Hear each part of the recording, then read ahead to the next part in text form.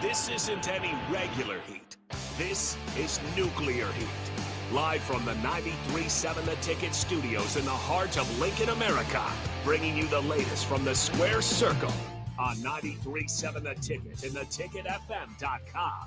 Here is your host, Jake Bakovic.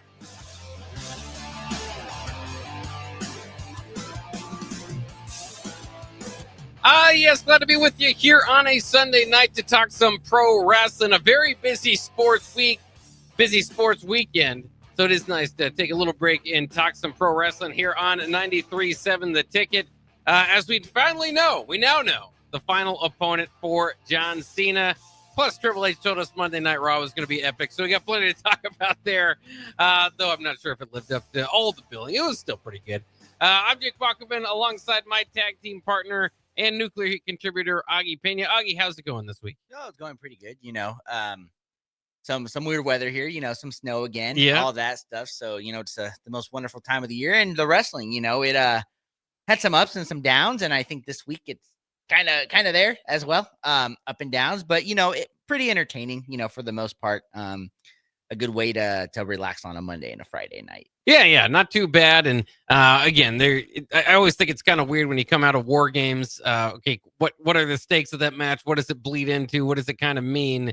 And so we've seen kind of the fallout from War Games, I suppose. I think the biggest thing at this point might be Braun Breaker's claim on CM Punk's title. So we can talk to that here a little bit, or an attempt to get to it anyways. But I did want to lead. You don't want to bury the lead. I think the biggest story this week, without a doubt, was deciding who John Cena's final opponent was going to be. And you had some interesting semifinals with LA Knight and Jey Uso, along with Gunther and Solo Sikoa. So you kind of had two baby faces on one side of the bracket, two heels on the other side. And it broke down to ultimately being Gunther against LA Knight there on SmackDown. Gunther does get the win. So it will be the Ring General against John Cena for his final match. That will be, again, in Washington, D.C., Saturday night's main event, December 13th. So coming up here around the corner. In fact, what is that? Next Saturday, right? This Saturday. Yeah. Mm-hmm. So this week. So that's exciting. Is it the right choice? And I'm not just talking about tournament-wise. I think tournament, we saw this coming quite a bit. We talked about it. The surprise folks in this tournament, with all due respect to Dolph Ziggler and Zack Ryder, we're not going to win this thing. There were maybe other ideas, maybe an Edge or Chris Jericho could come about.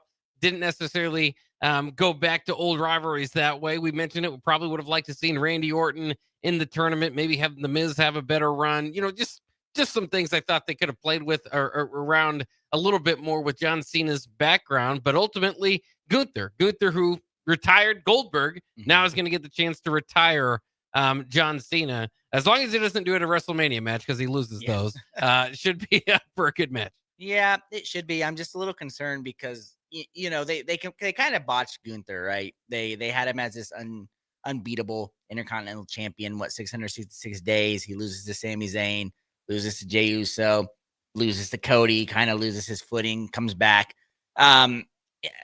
It's fine. But I think he's almost 40 as well, right? Like he's kind of up there in age. And, John Cena was kind of talking about how he wanted this to be a way to, it's going to be a lot of like NXT talent versus WWE talent. And then you pick kind of a guy that's in his 40s to give the rub to. So that, that was a little puzzling there. And he's 38, just to be 38. Yeah, okay. But close. But getting up there, right? Yeah. With it. And also I got to say, I love the fact that John Cena posted on Instagram a picture of Walter when Gunther first got into the WWE, and he was very overweight. Yeah. And he posted that picture. So, it's real coming from that one, but it's all right. I guess it'll be fine. It'll be a good match. I just, we talked about it. No Rock, no Randy Orton, none of Cena's. I mean, they gave the Miz 2 chances and he loses, right? And all that stuff. And then of course, boy, LA Knight's the one that has to tap out.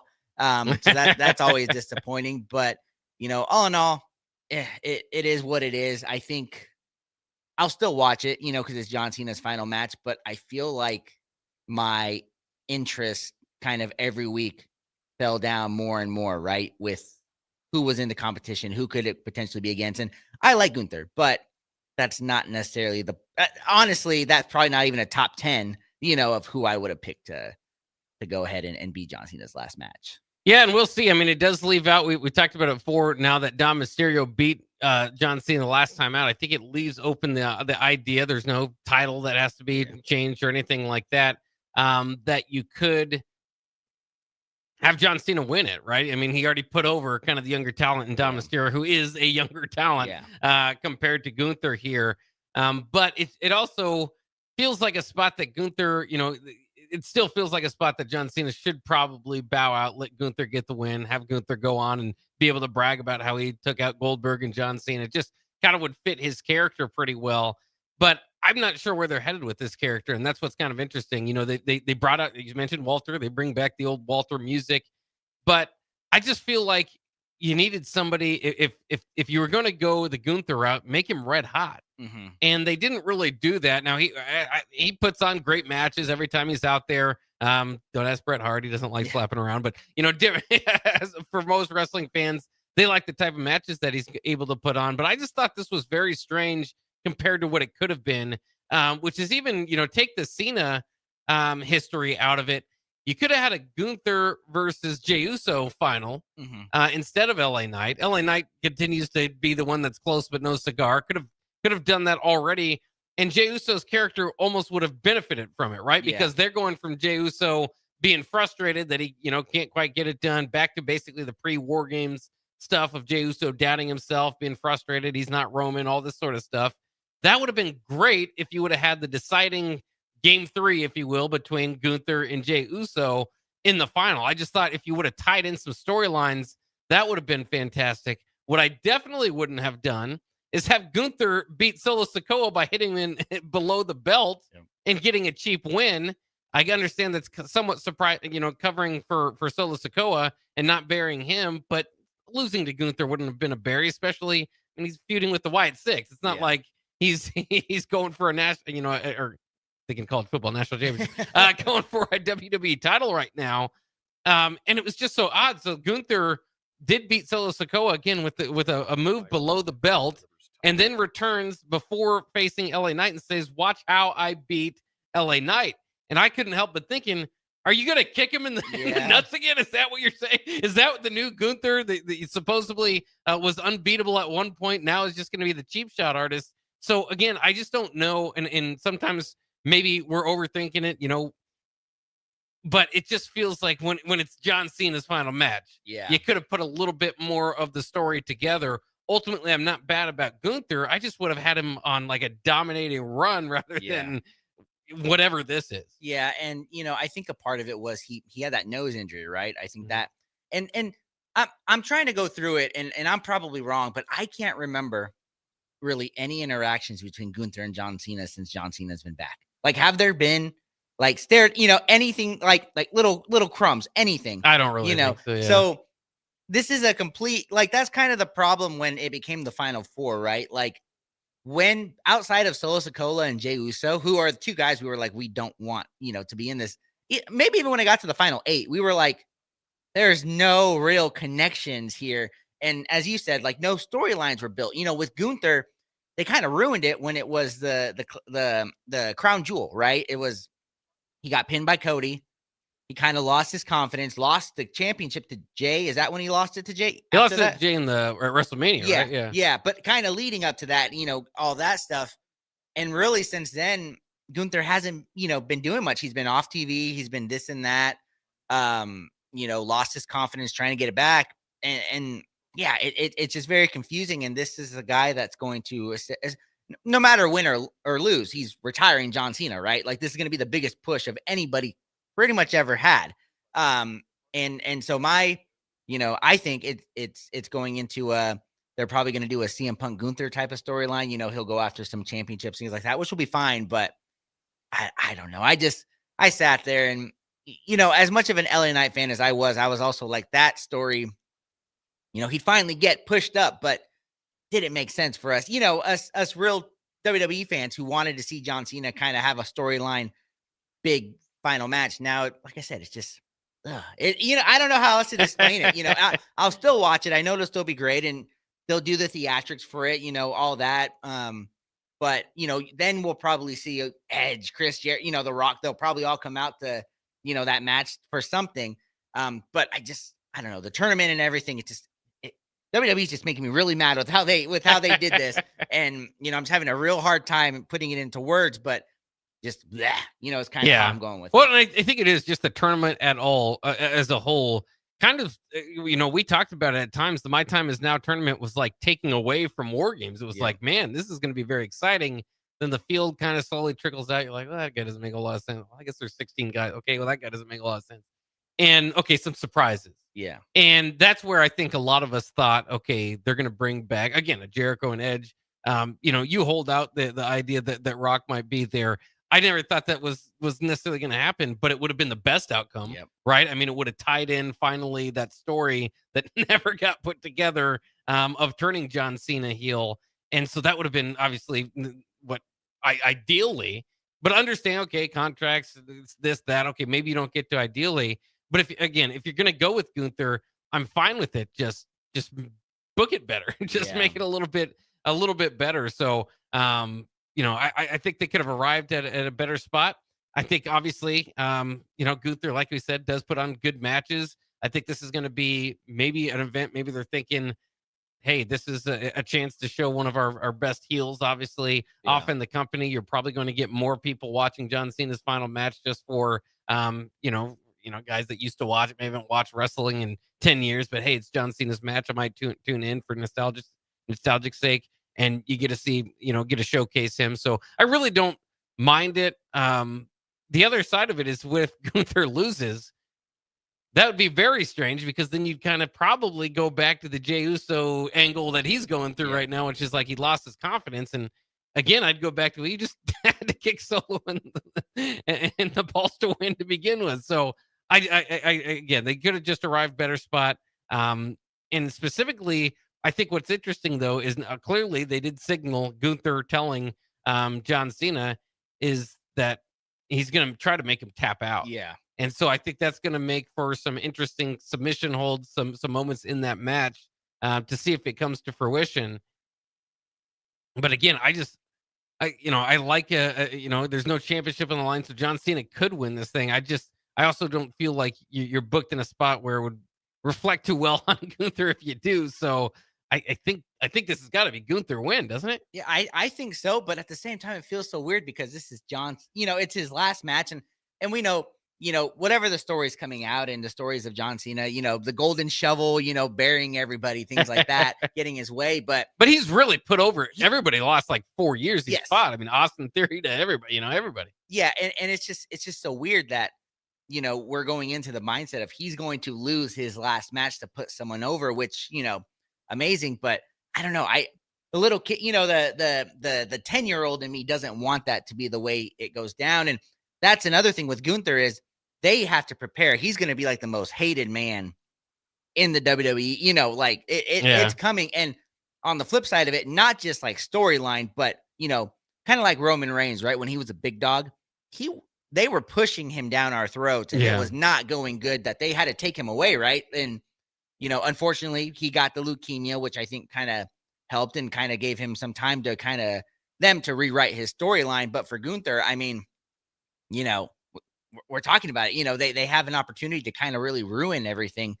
And I think they want him to get some heat, but WWE fans we're really hard to please. So that's kind of the hard thing in this, from everything. I think once again, their YouTube video is, him winning is one of the pretty high up there in dislikes as well. I think it has more dislikes than likes. So that's kind of telling something there as well. Yeah. So I think that was the biggest storyline of the week. We'll talk about it a little bit more as it interweaves back into the stories, but I do want to start breaking down Monday Night Raw and get to SmackDown as well. Like I said, Monday Night Raw, it started off, obviously, the big question. I think the reason why people are disappointed, we can kind of talk about this briefly too, is okay, who's the mystery man that I mean, the War Games, I think it was disappointing ending. You had a mystery man come in and then, cause CM Punk the match and then get out of there.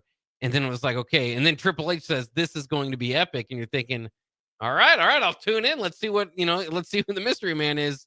And outside of maybe slightly acknowledging it here and there with Braun Breaker and Paul Heyman, there was nothing all week about it. Yeah. It so just like this is how they get you, right? Is they make a promise of something and then don't go through on it. And yeah, the whole episode, you're kind of just like, all right, are they going to review it? Or even if it's going to take like a month, right? Like give little hints. Yeah. There really wasn't much of that. The Twitter world, or X, whatever we call it now these days, was kind of the best, example of it. Kind of gave the biggest breadcrumbs on it. And yeah, I just left pretty disappointed with it. I'm like you said, the War Games ending, it is what it is, but there's no payoff immediately right after. You kind of lose them, because now if Triple H says anything like, oh, this is, tune in, to this for this, we're going to be like, you got us last week. Why should we? Especially when my Eagles are playing tomorrow night. It's like, it's one of those, like, if you want me to tune in, you gotta keep consistency and really keep me hooked on there. Yeah. It's the old AEW. AEW would do that every day. This week's going to be crazy. You got to tune in. It's like, all right, well, so the bookers will do that. We did open up Monday Night Raw with Rhea Ripley and Io Sky attempting to challenge the Kabuki Warriors for the tag team titles. Instead, Alexa Bliss and Charlotte Flair come out to make their claim. Of course, these were part of the winning side of War Games. So that set up the main event. Good enough, reason to kind of stick through. You want to see what's going to happen between these four baby faces, some of the top single stars now going after the championships with the Kabuki Warriors.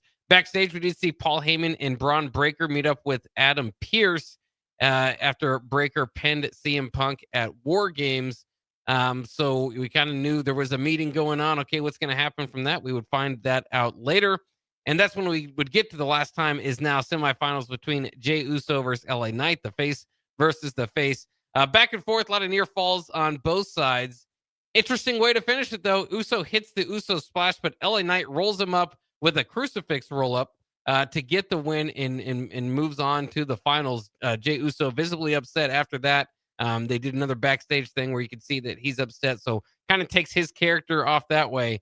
Was, as we say usually with Jey Uso, it was his fault or LA Knight's fault, but it was not the most aesthetically pleasing crucifix roll up. So it really looked a little bit messy there at the end. Yeah, it was. I think it was bad on there. The entrance is kind of what he's got. I just hate how they're pushing the character down our throats. It's kind of the thing I think with Jey Uso, because he's not the best in the ring, because he also had another really horrible spear. He's had, I think in the War Games, he also had another bad spear. And, that's just how it's going. And then I'm also going to say his acting hasn't been great, because I think his crash out at the end wasn't really believable. He kind of in the corner gets up. He's like, and then he starts doing the, throwing the prime thing. All that. Yeah, stuff. he went after the prime. Yeah, went after, and he crashed out for like 20 seconds. And then, he walks, and you're kind of like, okay, you're snapping, are you gonna, is this your heel turn now? Like, I don't know. This to me, I was kind of like, he lost, which I was glad for. I didn't want him to be the guy to win there, but like I said, it just wasn't believable at the end to me, the way he snapped. Yeah, and again, I think it was, I don't know, even a month back now, maybe a month and a half, when there was that division and it looked like him and Jimmy, and so it's just a long time they've been telling the story, and it's like I've already been fooled before about like buying in and caring. Yeah.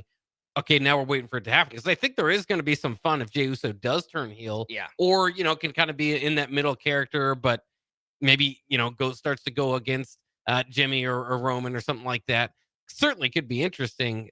You just got to get there pretty sooner rather than later, I think, with him. And then again, for me, I think LA Knight, I would love to see him get a push at some point somewhere, right, as well. But I just felt Jey Uso versus Gunther was going to be such a better, you'd have so much more story to it for the final match that it would really help too with the whole tournament. And they decided to go the other way. And again, I think you could have sold the same story better, that Jey Uso was this close to being able to retire John Cena, but loses the tiebreaker to Gunther. Now, maybe they might be tabling that. Maybe there's going to be the game 3, if you will, or the tiebreaker between those two down the line. But I thought this was a perfect opportunity for it, and they decided to go with LA Knight.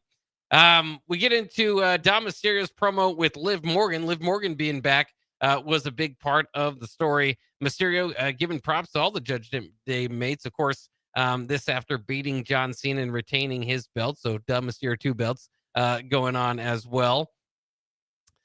Morgan saying that Judgment Day runs Raw despite ideas that they might be falling apart. So she seems to think that she's kind of the glue to all this.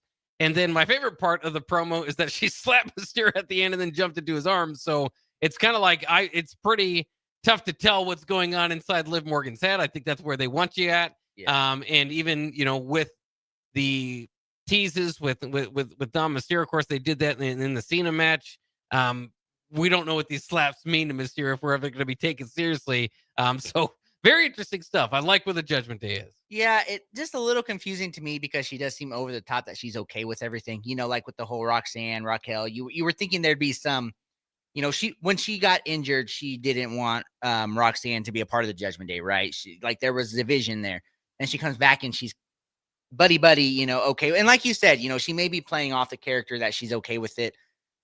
Because there haven't, we were expecting when she came back, maybe, the split of the Judgment Day, something like that. But they, they'll probably, get us back to believing it's great. And then maybe a swerve, her and Finn Balor, who are great friends, maybe they'll break off or something there.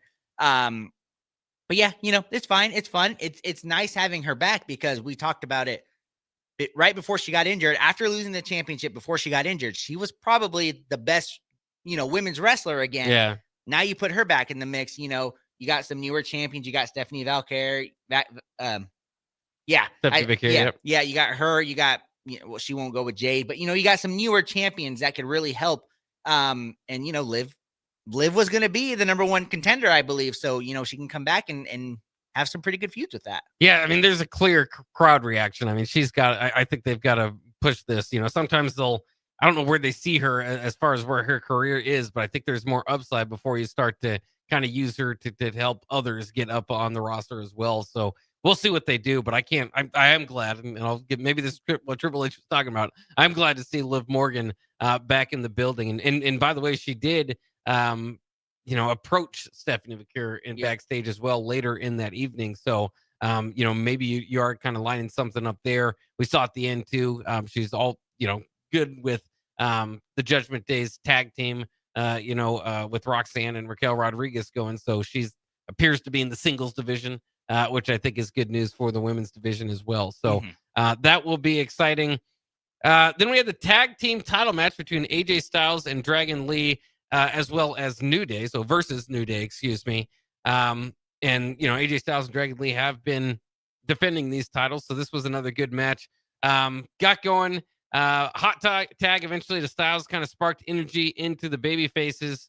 But ultimately, one of the coolest moves that I think we've seen this year in WWE in quite some time is that I think AJ Styles put Kofi Kingston on the ropes, and then Dragon Lee did a double stomp off the top to hit Kingston, who was flung right into position, right into Styles' arms for the Styles Clash.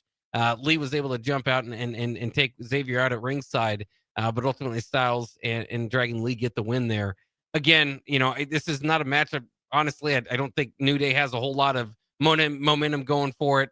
AJ Styles, Dragon Lee. I mean, they're still trying to make Dragon Lee happen, and I'm not completely one way or the other on it. But that move was incredible. It was, and as amazing as it was, I think you also have to give credit to the fact that Kofi Kingston is maybe one of the only people that can make it look that great because of how athletic he is.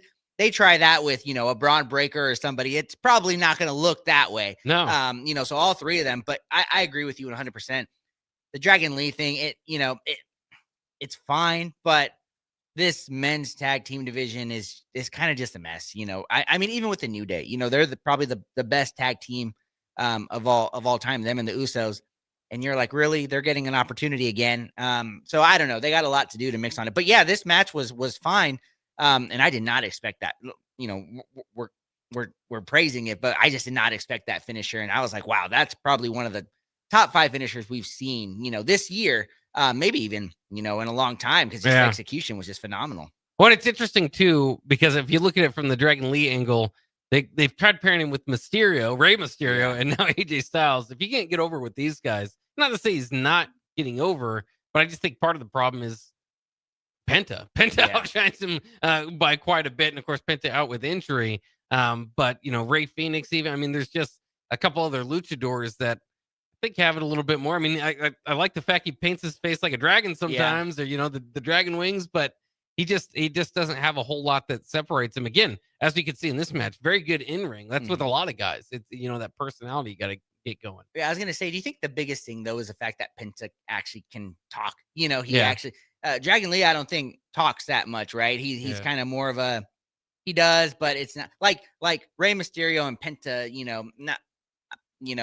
Their English is pretty good, where you have to communicate with the crowd. We're here, and all that. So I think that is something. And isn't Penta a little bit bigger as well than most luchadors are, if I'm not mistaken? So kind of the realistic part of it there too. And I don't know, Penta just he's great in the ring as well, but that Cierro Miedo he does is kind of the equivalent to a Jey Uso entrance, right? Like the entrance just kind of gets everybody. So he's got something, and then he's good in the ring. Whereas Dragon Lee, can't communicate really well.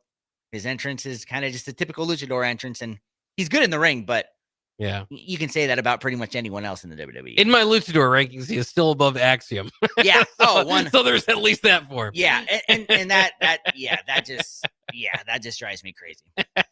Yeah, Axiom's got a long way to go up that ladder, but let's get to the next little segment here, a vignette featuring Natalya training Maxine Dupree, which is fine. It's a way to get Natalya back into the mix and maybe try to get something out of this Maxine Dupree run.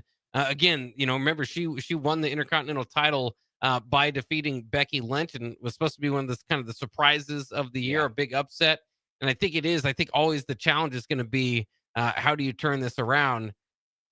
No offense to Natalya, but it's been a long time since she's been able to get it going. I mean, outside of appearances in Canada, she hasn't really necessarily moved the needle a whole lot. So I'm interested to see where it goes. I've always kind of doubted that this was ultimately the best decision to make.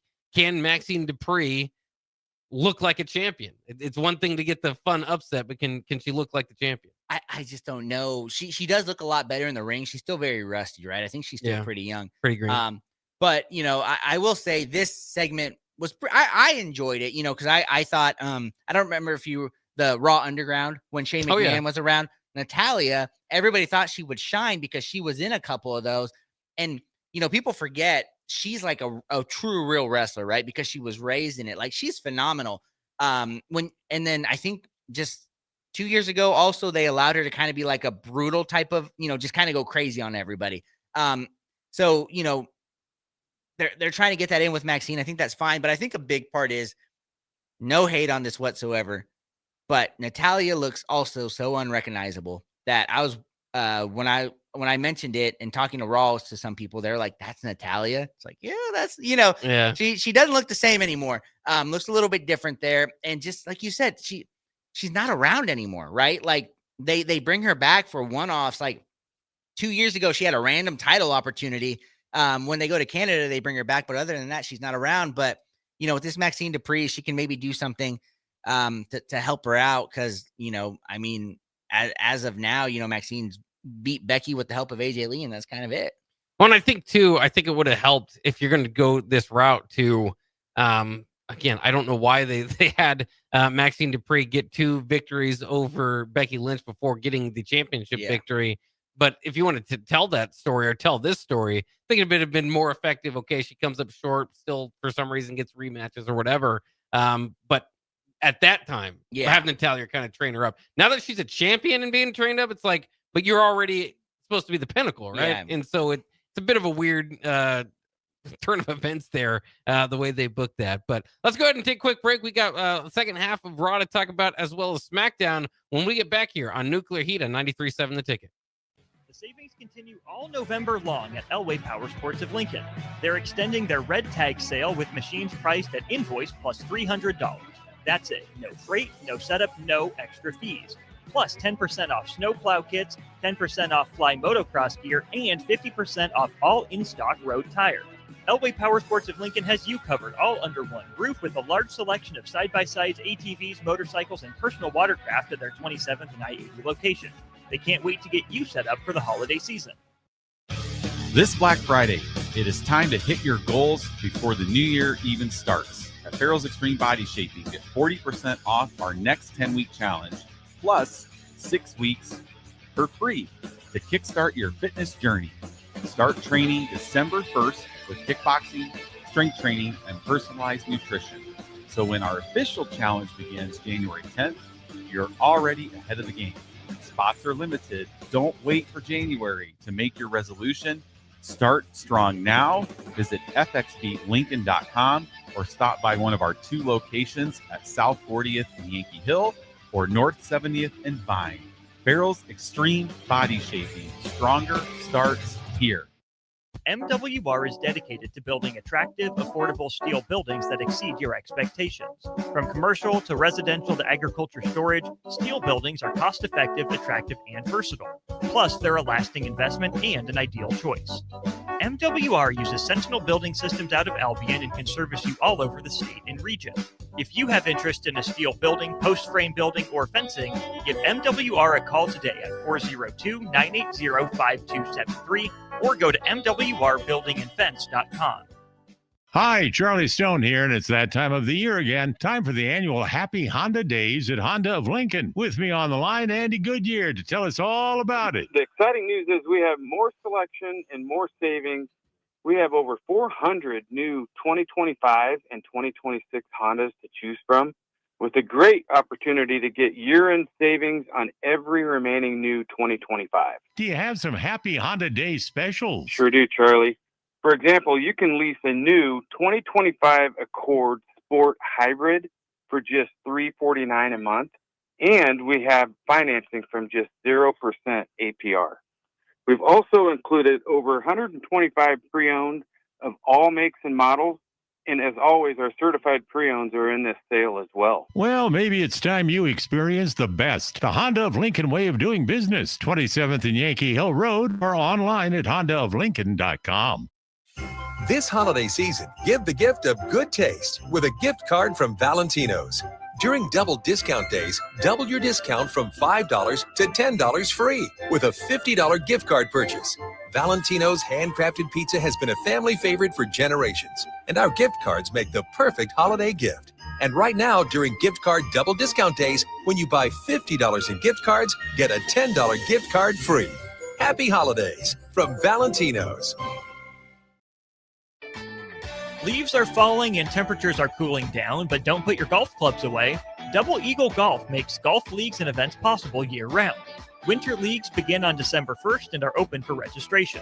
Check out their deals on monthly memberships and schedule your Husker Watch parties, birthday or bachelor parties, corporate or team outings, or just a good old Saturday with the boys.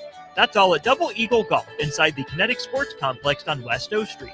Book a tee time today or learn more at doubleeagle.golf. Acreage owner getting ready for winter? Make it easy with John Deere compact tractors and gators from Acres Equipment. Add snow blowers, front blades, cabs, heaters, and loaders to tackle every chore. Right now, in-stock units are priced to move with competitive financing to fit your budget. Get winter ready today at acres.com. Acres Equipment, your acreage handled. Financing subject to approved credit with John Deere Financial. Not all customers qualify. See dealer for details.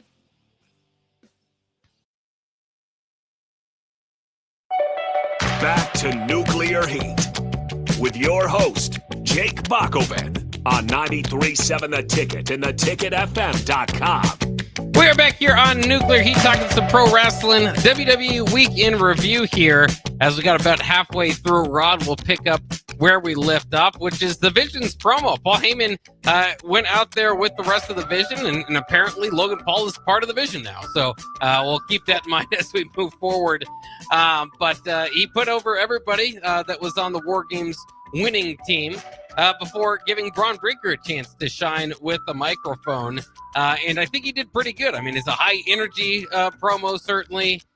Cheap shot at Seth Rollins not being the best in his house. I mean, they do that all the time. So I thought he could have done without that. But other than that, I liked how he said it, how he was disappointed, how easy it was to beat CM Punk. Also announced he's going to get his match for the championship against CM Punk January 5th on Raw. So we have that to look forward to. Kind of interesting. And I don't know, it's a month away. So I don't know kind of what's surrounding that. That's just an interesting date Yeah. to choose for Braun Breaker's championship match. Again, with him being the biggest benefactor of War Games this year. Yeah, and it makes sense, right? Because that's outside of the whole date thing, but it makes sense because he's kind of the guy we've talked about.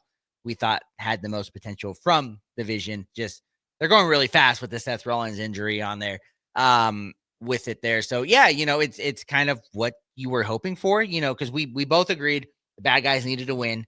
Didn't like how they won, but they needed to win it. To be able to get the B-boys some good rub there, and it's working out. So to their credit, they're doing that. And with the whole Logan Paul thing officially being a part of the Vision, I had to kind of sit there and think about it for 20 seconds, and be like, okay, this is good for them, because as much as maybe we, he's still good in the ring, all that stuff. We got to remember he's one of the most popular YouTubers, so he's gonna bring eyes to the Vision. And that's what the WWE wants, because they're trying to build up, Braun Breaker to be essentially the next guy. And no harm in having, one of the most popular guys, YouTubers in the world on your team. Well, again, for as much as people don't like him, I think that works out to his favor in the ring. Mm-hmm. He gets more heat than just about anybody. Yeah. So if you wanted more heat on that team as well, I think that's a good addition. Interesting to see how it breaks out. I'll say it real quickly too. He kind of got into a backstage thing with Rey Mysterio, so it looks like you're going to have a battle moving forward there. Don't know if there's too many stakes on the line. I mean, Logan was particularly frustrated. I think Rey slapped him, which looked a little bit weird. I mean, I think Rey's over enough, or such a made man. I don't know if a slap necessarily needs to happen, but that's what they went with. But Logan Paul, Rey Mysterio, I think will be fantastic. And then, for Braun's case, this was his first big test, kind of with the promo. What did you think about it? I think there's a lot of different opinions. A lot of people thought it was really good. Did stumble over his words a little bit. Yeah. A lot of energy. But that's going to be the next big thing for Braun Breaker. No doubt. I mean, you got people barking in the crowd. He's fantastic in the ring. Can he do the promo part? Yeah, I think so. He's got everything to it. He's got the voice, he's got the, the attitude, he's got everything for it. Taking the cheap shots, and all that stuff. I think we're pretty good, because the way I look at it is look at Roman Reigns when he was the big dog trying to become this guy. I remember his promo with John Cena where he forgot his lines, and John Cena was like, "Hey, come on, in the ring, if you're gonna be the top guy, you got to remember your promos."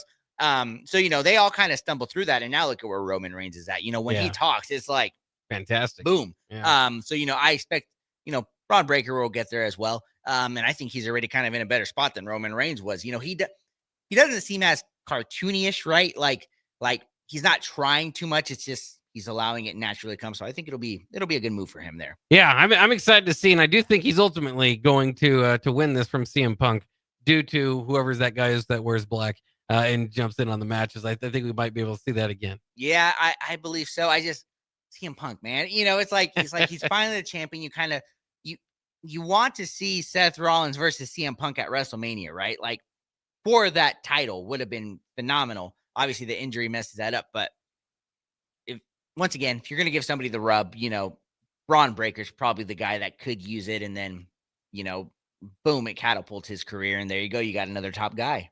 Yeah, it's definitely not how I would have fantasy booked CM Punk winning and in his title defense, but so far his title defense has been just joining War Games, right? Yeah. I mean, I don't think there's really a whole lot more to it. So, and I think that has hurt a little bit. Obviously, CM Punk's always going to get a major ovation. It just feels like there's not a whole lot to his title right now. So we got to see him do something here. Obviously, a month away. They've got a month of booking to get there. Yeah. I think there will be plenty of the Vision and CM Punk run-ins here as we get to it. We go from that to, by the way, AJ Styles and Dragon Lee requesting the War Raiders this week. So we'll see that this week. Not much to say there. Yeah. And then finish out Raw, Rhea Ripley and Io Sky against Charlotte Flair and Alexa Bliss. Great match that was very exciting. Again, you didn't know which way this was going to go. And it was ended up in a disqualification. The Kabuki Warriors come out, attack both teams. Bayley and Lyra Valkyria come out kind of as the good guys to make the save. But then Raquel Rodriguez, Roxanne Perez, and Liv Morgan end up coming out standing tall. Again, Liv Morgan raising Raquel Rodriguez and Roxanne Perez hands after Roxanne attempted to kind of put Raquel Rodriguez and Liv Morgan back together, to kind of show that respect.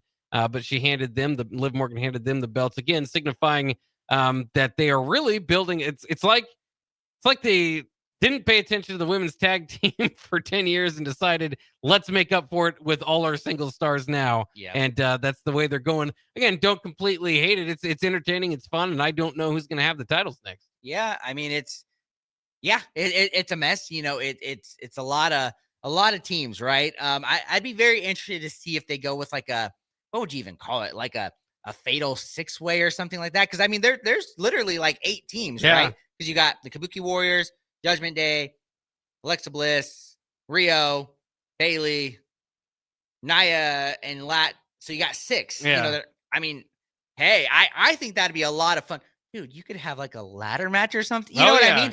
You could have with a that fun sort of star power. Well, the last thing I don't want like a tournament, right? I don't want like a 1 week, you know, give me all of them in the ring, you know, ladder match or like a tornado type of match. They haven't done that in a long time. They could really cook with this, but I'm not going to hold my breath, you know, because who knows what they're going to do with it. But yeah, there's a lot of teams that are going after that title. But it does seem like they're teasing it that way. The one thing that's kind of interesting is Rhea Ripley and Io Sky, and we kind of transfer over to SmackDown a little bit here. They're in that battle. Meanwhile, Rhea's now kind of getting pulled away toward Damian Priest. Yeah. And the Terror Twins are going to kind of revive that, you know, for his latest feud. So I wonder if she's going to kind of be torn between those. It's interesting. I think this is what I was saying about Liv Morgan earlier. Rhea is so over that they're kind of pushing her with Io and kind of making that. Now Damian Priest is in a little bit of trouble. So, okay, put them back together and get this going.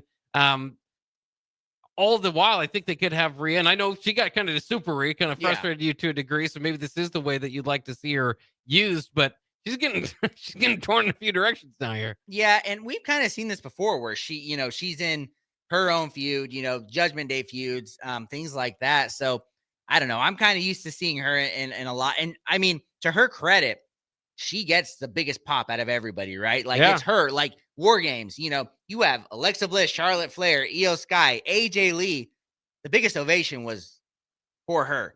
So she's still the top dog. So, you know, you kind of just throw in every segment that you can. And honestly, I want the Terror Twins back because I thought that was a really fun, you know, that help Damian Priest. And I thought that's just a lot of fun with the two of them. And I prefer it over the Io Sky Rio one on there as well, because with the Terror Twins, it allows her to kind of be her, how do I put it, like goth type, you know, like the evil type. Whereas when she's with Io, she still is, but you know, she has that, like, she's nice, she's friendly because she's with Io. So, you know, with the Terror Twins, it allows her to kind of be more the character that we all want her to be. And it's funny, though, that they called them Terror Twins. They're born like 14 years apart. Yeah. Damian Priest, I know they always have that like brother-sister connection, but he's quite a bit older than her. Yeah, so he is. We'll see. Again, he's got kind of battle going on there with Aleister Black, and that's just been kind of lingering there. I think at times it's been more interesting than other times, but I think this is a way to make it a little bit to get it going again. Like you said, I was surprised they didn't run more with the Terror Twins when they had the initial Judgment Day split. They were so, I mean, they did it enough, I suppose, because it got tiring that they were going back to the same thing. They just never paid it off the best, I guess, which I don't know if Damian Priest necessarily has ever recovered from. But let's go ahead and take one more break. We'll talk about SmackDown when we come back here on Nuclear Heat. Hey guys, it's Carly from Boyd Farm Outfitters. Farmers, you need to know about Green Eye Spot Spray. With Green Eye, we replace your existing spray boom with a brand new aluminum boom equipped with camera technology that identifies and sprays only weeds and not your crop. The boom comes with 2 spray lines so you can still broadcast residual herbicide while you're spot spraying weeds that are up. Green Eye users in Nebraska are saving a ton of money on herbicides, but that's just the beginning. Learn more at BoydFarmOutfitters.com. That's BOECK FarmOutfitters.com. If you want to make new floor shopping easier, come to O Street Carpet. Hi, I'm Steve Carper. Our flooring professionals can help you choose the best flooring for you, your family, and your budget. We eliminate the confusion. even better, you'll be enjoying your new flooring much sooner. No 6 or 8 week waits. We'll install right away and save you money on installation. Floor shopping made easy every day at O Street Carpet. O Street Carpet. 1732 O Street. Family owned and operated. Always the best value. This is former Husker and NFL linebacker Jay Foreman. For years, I've suffered from degenerative problems in both of my ankles, but thanks to a thorough and thought-out plan provided by Advanced Medical Imaging, I was able to get my life back with the least amount of pain as possible. While working through multiple options, the team of physicians at Advanced Medical Imaging were there to answer any questions I had. If you're experiencing any pain at all and want to get your life back, go to amimaging.com or give them a call at 402-484-6677. Advanced Medical Imaging, located at 7601 Pioneers Boulevard. Back to Nuclear Heat with your host, Jake Bakoven, on 93.7 The Ticket and theticketfm.com. We are back here on Nuclear Heat. I'm Jake Bakoven. He is Augie Pena, and we do this every week at this time, Sunday nights from 9 to 10. We talk about the WWE in the past week and try to project into the future. So we are on SmackDown, ready to go there. Let's talk about Friday night's SmackDown. Cody attacks Drew McIntyre, who is leaving in a truck after Nick Aldis told him he was still suspended. Cody then goes to the ring, demands a match, wants to get Drew McIntyre back into things so that he can have a match with him.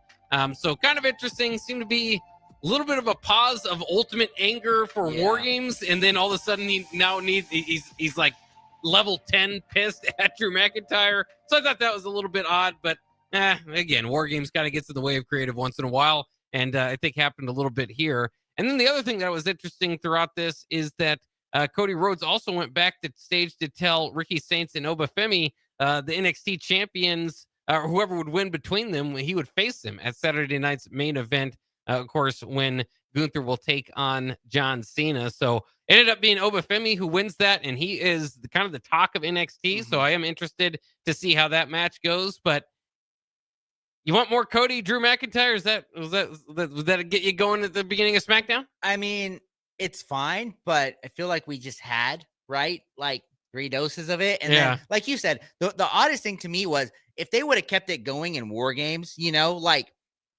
Cody and Drew were like the two they didn't have that really going, right? Like you had Drew attacking Cody to the point where you thought Cody wasn't going to be there, but then, you know, they didn't like brutally go after each other, and unless they did, and it just wasn't shown on camera, you know, or something. It wasn't like that. the Lesnar Roman, right, where there was like a personal feud. You know, if they would have brought that in, it would have made more sense as why is, you know, because the question was, why is Cody in War Games? He really has no reason to be.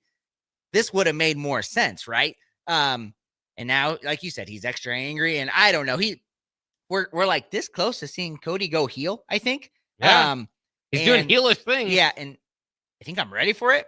But at the same time, like, I don't know, because have we ever this Cody we've seen, you know, the dashing Cody and all that, you know, like he was a bad guy all in all, but since he's been back, he's been a good guy. So I don't know. It'll be interesting to see, but I don't know. I mean, I feel like Cody's been back 3 years, and I feel like we've seen Drew versus Cody like 12 times already. So I mean, it's fun, but I don't know. They could find another feud for him. Well, and I think like maybe Drew McIntyre does get Cody like so stirred up that you finally get him to turn. I think that would be fun. But these are just, again, Drew McIntyre like admitted or like acknowledged that his character kind of needs a reset. Yeah. And then they did the whole suspended thing, and he came right back. I mean, that's what he's just always there all the time and frustrated. You know, so it's two guys. I don't want to say they need a character reset because they've been printing money with the characters they've been doing, but again, just feels a little bit still to me that they keep going back to that well. Then we had the U.S. Open Challenge between Ilya Dragunov and Carmelo Hayes.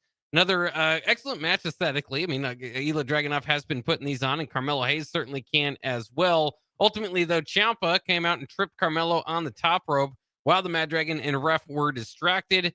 Dragunov unknowingly saw that Carmelo was in the middle of the ring, so he went ahead and hit his finisher, got the win. He was pretty upset afterwards and went and got a match with Ciampa scheduled for this next week. All that interesting enough, but what I really want to ask you is Ciampa's shirt that says "Don't call me a jackass."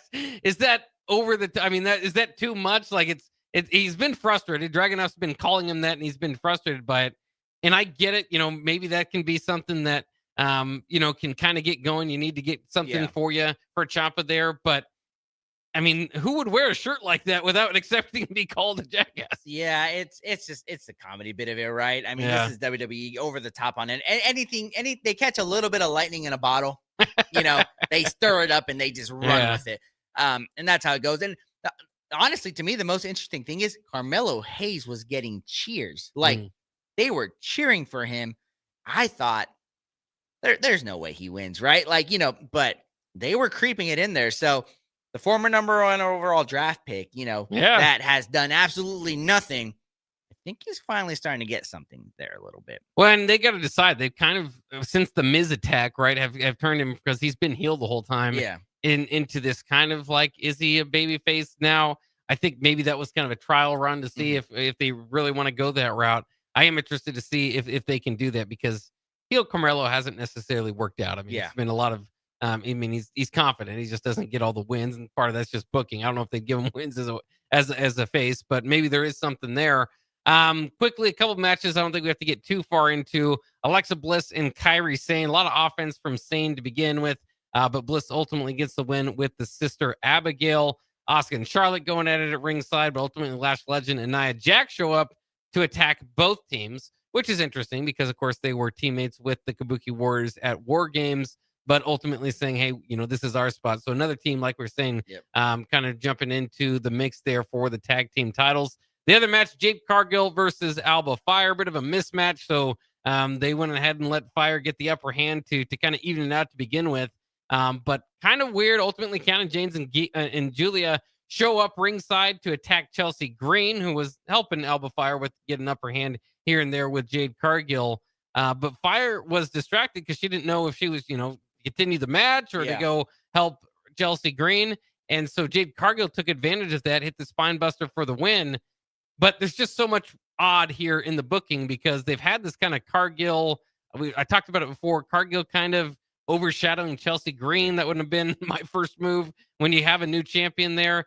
And now you have Alba Fire losing based off a distraction in what could have been a squash match. She's not going to beat Jade Cargill. So it just is a little bit odd. I also think Jade Cargill, they're trying to push it, and she's fantastic. I mean, I think they're, if booked correctly, but I still don't know if there's the heat they wanted from the beginning because her supposedly turn on Tiffy was so expected and like short-lived that they were friends that I just don't think they ever got the heat out of it. So it's weird. Cargill, again, looks fantastic, but they just don't have a story going for her, so much to the point that they're kind of connecting her back into this Julia Chelsea Green story. Yeah, and that was kind of the worry when, we were talking about her potentially even winning a championship, right? It felt like she wasn't ready. And some of it was her, yes, but a lot of it, like we said, is kind of she comes in with great look, like her entrances, the storm thing, kind of all that stuff. Amazing. But outside of that, she doesn't really have much. And then, like you said, kind of throwing her into a feud with Chelsea Green, you kind of, right? Like it's kind of a feud. But not like, I don't know why, it just doesn't make sense. And then really outside of Chelsea Green, like none of the other people she's interacting with, I would even consider C tier, right? Right.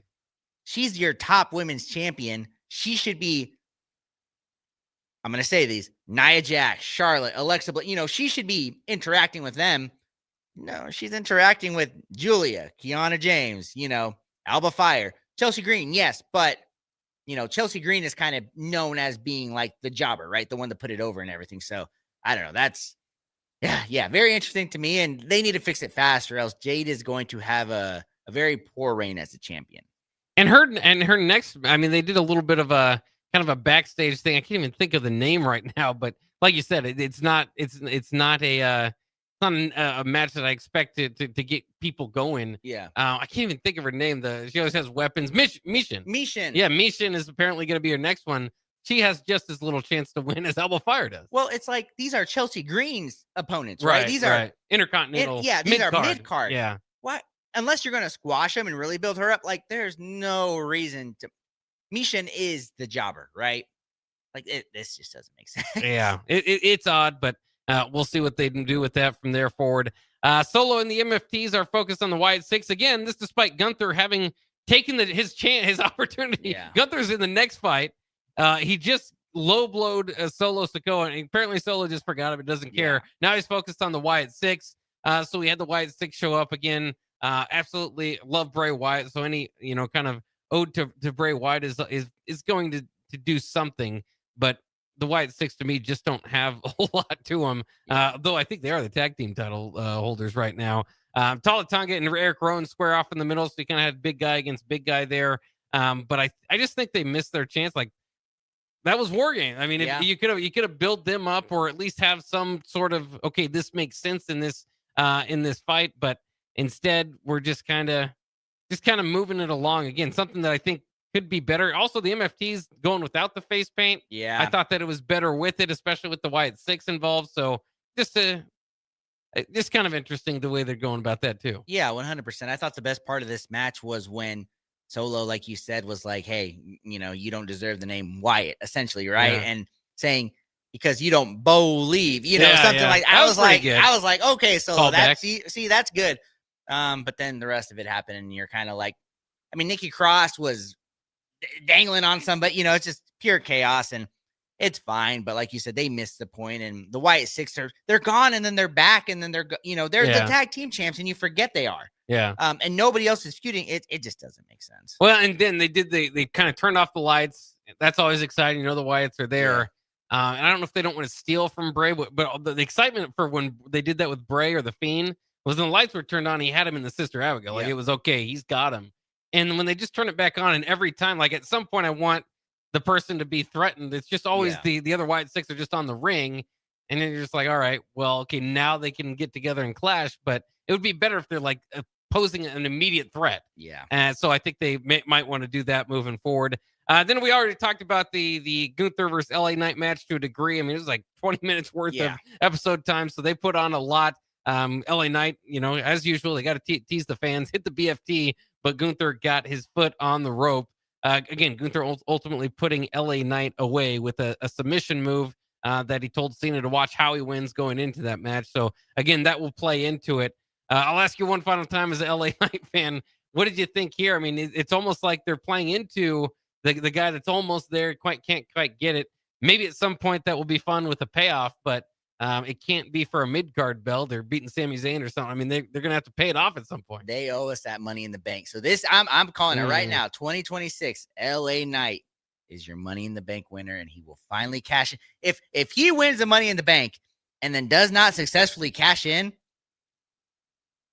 you're going to see me crash out pretty hard on the very next episode of Nuclear Heat following that happening. But if he wins, cashes in, phenomenal. There better be a huge payoff to this. Yeah, we'll see. And then we do have a comment here off YouTube. BTB with Nick says, can't wait to see Gunther earn the title Legend Killer. Well, maybe that is something with Gunther. That could be fun. Maybe taking down Goldberg and John Cena. Maybe he could play the old hits, bring Randy Orton back there, have a feud with Gunther for who's the real Legend Killer. That's what I was going to say is, Randy Orton's kind of the Legend Killer, but hey, if Gunther goes around punching people in the face, I think that'd be fun. You get new heat on Gunther that way too. Yeah, I'd like that. Well, thanks for listening, everybody out there. Remember, tell your wrestling friends. We do this every week from 9 to 10 to tune in to also, I mean, you can always text in. Thanks to BTB with Nick for throwing that out there. I like the idea. So let's go ahead and wrap it up. That'll wrap it up for Ticket Weekends. Tonight we'll be back bright and early. Lot going on this weekend in the sports world. So a lot to talk about with early break starting at 6 o'clock for the Ticket. We'll be back with Nuclear Heat next week at 9 o'clock on Sunday.